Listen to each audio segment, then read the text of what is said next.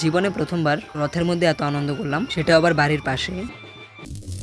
তো জয় জগন্নাথ বলে আমি আজকের ভিডিওটা শুরু করছি। আমাদের বাড়ির পাশে এক কাকুর বাড়িতে অনুষ্ঠিত হতে চলেছে রথযাত্রা। আমাদের রথ তৈরির ভিডিওটা আমি দিতে পারিনি, তার জন্য আমি অত্যন্ত দুঃখিত।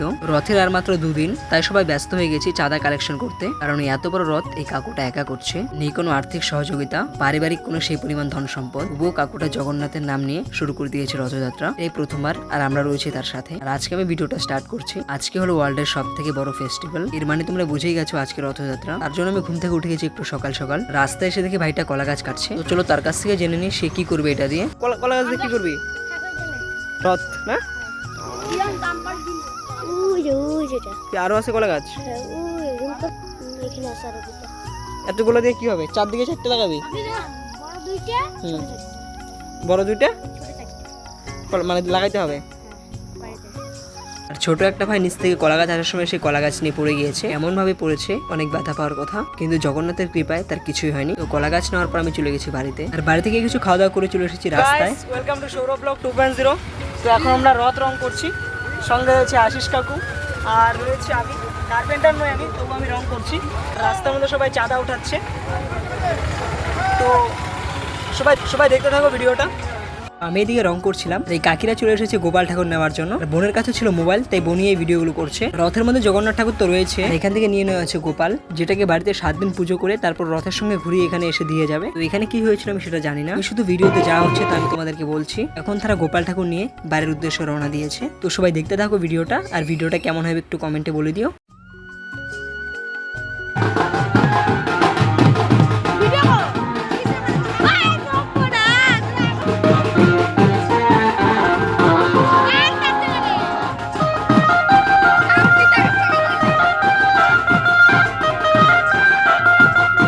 এরপর সবাই ঠাকুর নিয়ে চলে এসেছে বাড়িতে। আর উঁচু রাস্তায় এক এক করে নিচে নামছে তারা। এখানে জলও ভরা হয়েছে, আর তার সাথে গোপালও নিয়ে আসা হয়েছে। রাস্তায় নাকি শুনলাম ঠাকুর নিয়ে এসেছে, তো চলো দেখা যাক ঠাকুরগুলো কেমন হয়েছে। তো আমি এখন এসে গেছি রাস্তায় এসে দেখি প্রতিমা আনা হয়ে গেছে। এখানে 3 জন রয়েছে, জগন্নাথ, বলরাম এবং সুভদ্রা। আর ওদিকে আমাদের রথ রং করা এখনো কমপ্লিট হয়নি, আমরা মন দিয়ে রথ রং করছি, কারণ আমাদের হাতে আর কিছু ঘন্টায় রয়েছে। সবকিছু এত তাড়াহুড়োর মধ্যে দিয়ে গেছে যে রং করার সময়টা আর হয়ে ওঠেনি। তো এরপরে এটা হচ্ছে রথের ফাইনাল লুক। রং করা এবং সাজানোর পর রথটাকে দেখতে অনেকটা এমন হয়েছে। ভিডিও স্টার্ট করছি ঠিক দুপুর 3টের সময়। এখন দেখতে পাচ্ছ রথ নিয়ে সবাই যাত্রা শুরু করবে, সবাই দেখতে থাকো রথযাত্রা। আর আমি ভিড়ের মধ্যে স্টার্ট করে দিয়েছি ভিডিও। আর আজকে আমি কপালে পড়েছি তিলক পরার পর নিজেকে অনেকটা কৃষ্ণ ভক্ত মনে হয়। আর তার সাথে বৃন্দারাধ্যাও করেছি তিলক। তো এই বৃন্দারাধ্যার পরিচয় আমি এই ভিডিওতে দিলাম না, কিছু জিনিস গুপ্ত থাকাই ভালো। সবাই দেখতে পাচ্ছ রথ টানার জন্য প্রস্তুত হয়ে গেছে, এবার শুধু টানার অপেক্ষা।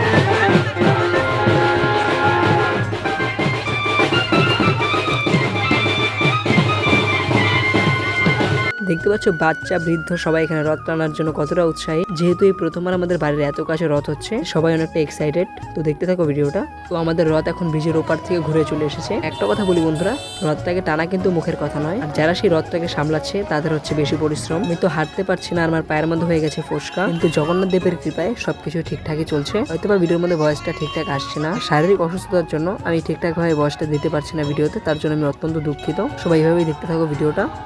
সবার সঙ্গে দেখা হচ্ছে পরের ভিডিওতে।